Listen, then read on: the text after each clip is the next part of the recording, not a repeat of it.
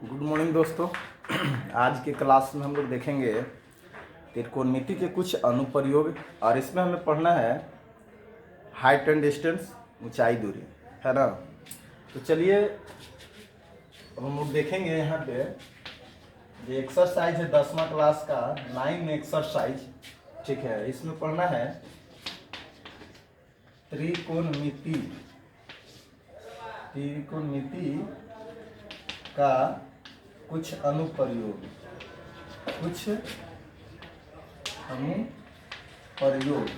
इसमें पढ़ना है ऊंचाई और दूरी, ऊंचाई और दूरी, ठीक है। 10वां क्लास एक्सरसाइज 9, इसमें पढ़ना है ऊंचाई और दूरी, हाइट एंड डिस्टेंस, त्रिकोणमिति के कुछ अनुप्रयोग। जैसे हम लोग पढ़े थे त्रिकोणमिति में 6 निष्पत्तियां होते हैं और उसमें PBH यानी कि लंब, कर्म और आधार पर आधारित आपका 6 निष्पत्तियां होते हैं। उसका कुछ डिग्री में मान होता है, जैसे साइन 60 डिग्री मान √3 होता है, √3/2, tan 60 डिग्री √3 होता है ना। तो इस तरह से साइन, कॉस, टैन, सेक, कॉसेक, कॉट, इस सब के बारे में अध्ययन करना है। उसी पर आधारित कुछ इसमें पढ़ना है हमें। तो इसमें सबसे पहला जो टॉपिक है वो है आपका उन्नयन कोण और एक है अवनमन कोण। इसके बारे में अध्ययन करना है, ठीक है। उन्नयन कोण और अवनमन कोण। इसी दरम्यान हमें जानना है क्षैतिज रेखा के बारे में, है ना, और दृष्टि रेखा के बारे में। दृष्टि रेखा सबसे पहले हम जानेंगे क्षैतिज रेखा किसे कहते हैं। तो धरती के समानांतर या पृथ्वी के समानांतर जो रेखा खींचा जाता है उसे कहा जाता है क्षैतिज रेखा। यहाँ अगर इस तरह से हम धरती के समानांतर जो रेखा खींचते हैं इसको कहते हैं क्षैतिज रेखा, ठीक है।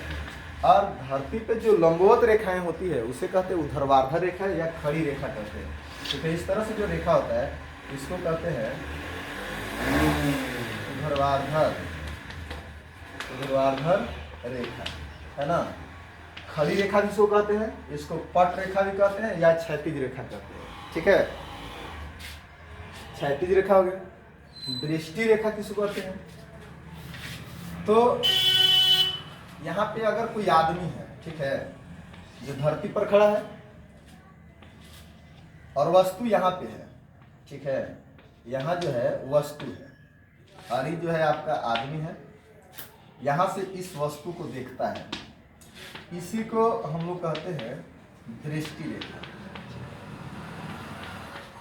दृष्टि रेखा।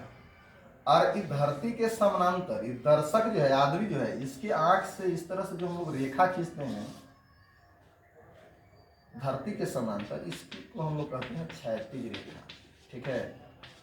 धरती के समानांतर खींची गई रेखा या पृथ्वी के समानांतर खींची गई रेखा क्या कहलाता है? क्षैतिज रेखा कहलाता है, ठीक है। दृष्टि रेखा किसको कहते हैं? तो दोस्तों दृष्टि रेखा किसी दर्शक की आंख और देखी जाने वाली वस्तु को मिलाने वाली रेखा को दृष्टि रेखा कहते हैं, ठीक है।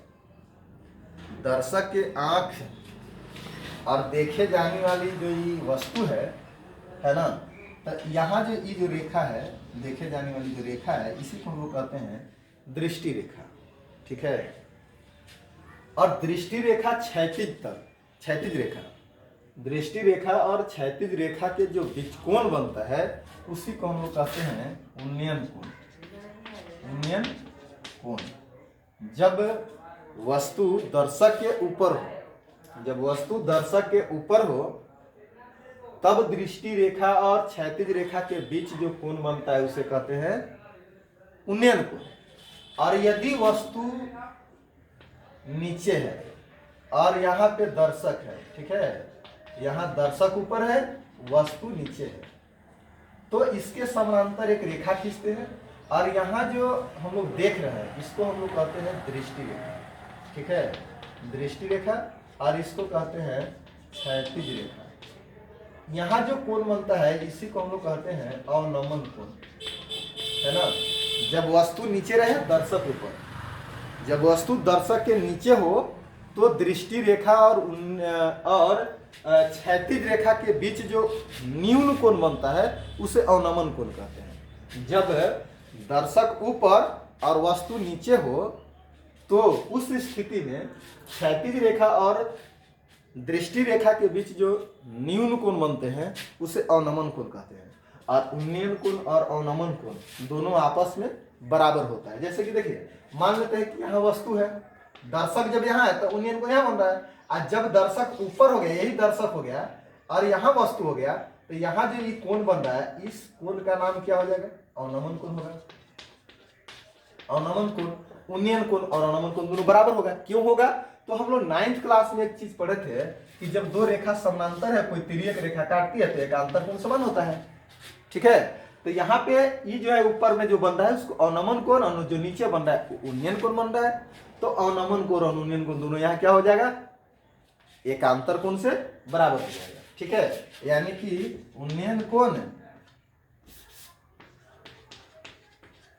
उन्नयन कोण बराबर अवनमन कोण, अवनमन कोण। उन्नयन कोण और अवनमन कोण दोनों क्या होता है? आपस में बराबर होता है। इस बात को हमको ध्यान देना होगा, ठीक है। चलिए, इसके बाद जैसे क्वेश्चन आपको रहेगा, क्वेश्चन की ओर हम लोग देखते हैं। कुछ उदाहरण इसमें हम लोग पढ़ेंगे, इस टाइप के क्वेश्चन होंगे, है ना। जैसे अगर रहेगा कि एक उदग्र मीनार, है ना, एक उदग्र मीनार 2√3 मीटर ऊंचाई का है ना, ऊंचाई का है, जिसका छाया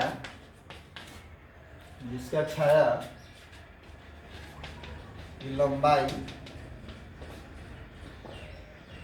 2 मीटर है, ठीक है। तो प्रकाश स्रोत से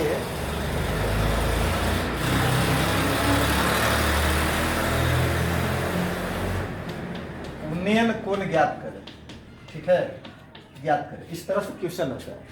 यहाँ कह रहा है कि एक उदग्र मीनार 2√3 मीटर ऊंचाई का है, जिसका छाया की लंबाई जो है 2 मीटर है, तो प्रकाश स्रोत का उन्नयन कोण ज्ञात करें, ठीक है। जैसे क्वेश्चन में यदि जहां भी देखें, मीनार हो, पठार हो, पर्वत हो, या आपको वृक्ष हो, है ना, या कोई बिजली खंभा हो, या किसी प्रकार के विद्युत खंभा हो, या कोई भी चीज हो, है ना, तो उस तरह की आकृति को हम लोग लंबवत मानेंगे कि वह लंब के रूप में होगा। इस तरह से मीनार है, ठीक है।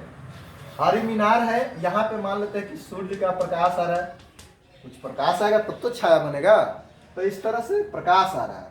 और ये जो मीनार है इसका छाया जो है सीधा बन रहा है 2 मीटर लंबा, छाया इधर बन रहा है, ठीक है, यहाँ से यहाँ तक। और ये जो है से मीनार है, इसका लंबाई जो है 2√3 मीटर है। यहाँ से यहाँ जो कोण जो बन रहा है, इसको हम मान लेते हैं कि थीटा है। यही प्रकाश स्रोत का जो उन्नयन कोण बन रहा है, उन्नयन कोण कहाँ बनता है? नीचे बनता है। तो इसका जो उन्नयन कोण ज्ञात करना है, ठीक है। तो चलिए इसको नामकरण हम लोग कर देते हैं। ए बी जैसे मीनार हो गया, बी सी जो हो गया उसका छाया बन रहा है ना। तो यहाँ अगर हम लोग चलेंगे तो त्रिभुज एबीसी जो बन रहा है यह एक समकोण त्रिभुज है, क्योंकि यहाँ 90 डिग्री है। और ऐसे भी हम लोग त्रिकोणमिति में समकोण त्रिभुज के बारे में ही अध्ययन करते हैं, ठीक है। चलिए, तो यहाँ पे एबीसी त्रिभुज में AB बराबर यहाँ दिया हुआ है 2√3 मीटर और BC बराबर यहाँ है 2 मीटर, ठीक है। यहाँ थीटा का कोण ज्ञात करना है। तो थीटा के सामने वाला जो भुजा होता है उल्लंब होता है, परपेंडिकुलर होता है, P द्वारा सूचित करते हैं, ठीक है। और कर्ण 90 डिग्री के सामने वाला जो भुजा है उसको कर्ण कहते हैं। और कर्ण थीटा जिस भुजा के साथ बनाता है कोण उसको हम लोग आधार कहते हैं, बेस कहते हैं, जिसको D द्वारा सूचित करते हैं। तो ये है लंब और ये है आधार, तो लंब और आधार में हम लोग कौन त्रिकोणमितीय अनुपात लेते हैं? तो tan या cot लेते हैं। ठीक है, तो चलिए हम लोग tan ले लेते हैं। ठीक है, तो tan थीटा बराबर हो जाएगा यहाँ पे AB बटा BC। ठीक है, यानी कि tan थीटा बराबर AB का मान है 2√3 और BC का मान है 2। 2 से 2 कटेगा, यानी कि tan थीटा बराबर यहाँ आ गया √3। मतलब tan थीटा बराबर tan कितना डिग्री के मान √3 होता है? tan 60 डिग्री के मान √3 होता है। तो √3 की जगह पर यहाँ पर हम tan 60 डिग्री दे देंगे दोस्तों। तो यहाँ tan है, थीटा है, तो यहाँ 60 डिग्री है। मतलब थीटा बराबर कितना हो जाएगा? 60 डिग्री हो जाएगा। ठीक है, यही थीटा का जो मान हुआ, यही प्रकाश स्रोत का जो है उन्नयन कोण हुआ। ठीक है, यही आपका आंसर होगा। तो इस तरह से दोस्तों इस टाइप के क्वेश्चन को हम लोग हल करते हैं। तो चलिए इस वीडियो में बस इतना ही। अगले वीडियो में पुनः फिर आपको एक्सरसाइज के सारे क्वेश्चन, चाहे वो टफ हो या मतलब हल्का हो या भारी हो, सीरियली ढंग से स्टूडेंट फ्रेंड्स का जो है पहले सॉल्यूशन कराएंगे।